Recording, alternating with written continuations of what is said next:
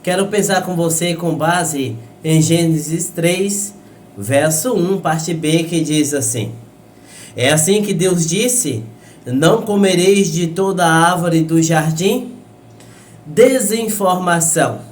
Essa palavra tem sido muito utilizada nos nossos dias, entretanto, ela não é nova. A bem da verdade, ela remete para um período da Guerra Fria que, segundo alguns historiadores, na verdade ela se estende, ou pelo menos os seus resquícios, se estende até os dias de hoje.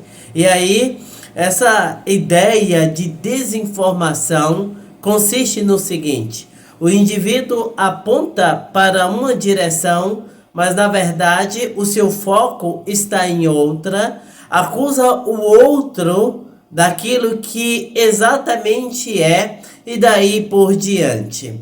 De modo que quando nós estudamos a história, nós vemos que a ideia de você, em meio a uma guerra, saber exatamente em que fonte beber é essencial. E não basta ter uma fonte, é preciso ter a certeza de que esta fonte é confiável. Pois bem, levando em consideração a perspectiva espiritual, vale nós destacarmos que a palavra com muita clareza nos fala a respeito de uma batalha espiritual. O apóstolo Paulo chega a dizer que a nossa batalha não é contra a carne e contra o sangue, mas que ela se dá na região espiritual. Observe vocês que o texto que nós acabamos de ler remete a um momento da história da humanidade onde Satanás, o adversário, personificado ali na serpente, trabalha para fazer resvalar os pés de Eva, mãe da vida, e de Adão, pai da humanidade. E a sua estratégia foi justamente lançar a semente da dúvida. E aí, na medida em que foi lançado a semente da dúvida, os nossos pais tiraram os olhos da fonte confiável, a saber, Deus, e deu vazão ao coração pecaminoso, e o resultado disso tudo nós já sabemos. Portanto, se faz necessário que nós entendamos que no contexto de guerra é preciso recorrer à fonte, mas não a qualquer fonte, mas a fontes de fato confiáveis. E aí, o que seria, por exemplo, fonte não confiável? O ego, o eu.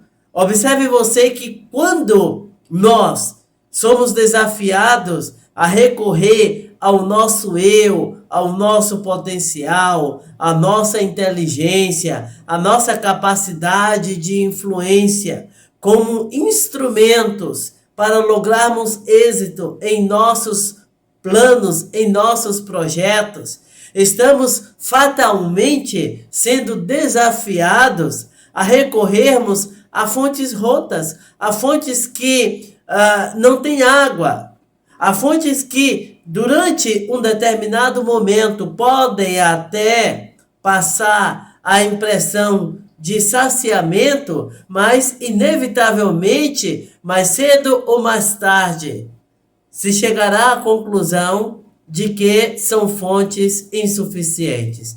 É por isso que somos desafiados a nos voltarmos para a fonte confiável, que é a palavra de Deus. Ela que mostra qual é a condição da nossa real essência, que mostra a nossa fragilidade e, por sua vez, aponta para a fonte confiável, que é Deus, que na sua graça e na sua infinita misericórdia nos deu a sua palavra, e por meio dessa palavra, aí sim, conseguimos extrair os nutrientes necessários para o preenchimento do vazio da nossa alma. E aí nós podemos trazer à memória aquele momento registrado lá em João capítulo 4, quando Jesus está conversando com a mulher samaritana, onde ele apresenta-se como sendo a fonte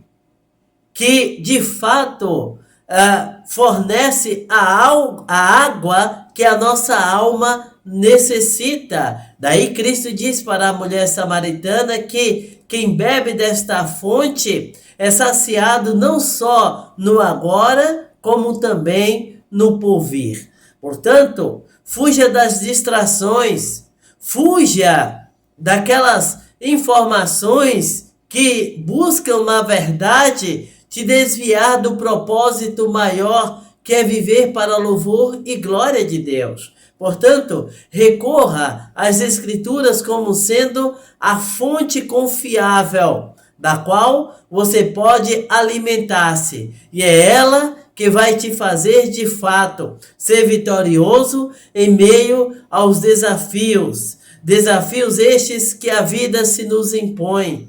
Coloque o seu coração na palavra de Deus. Desenvolva uma vida cristocêntrica. Desenvolva uma cosmovisão cristã, onde você aprenderá que a suficiência que você necessita, que a sua alma necessita, está em Cristo, e não nos prazeres da vida, e não nos vícios, e não no simplesmente ter, mas em ser alguém que de fato confia em Deus e que tem na palavra de Deus a fonte inesgotável para toda a vida. E que Ele, na sua graça e na sua infinita misericórdia, abençoe imensamente a sua vida e abençoe a sua família.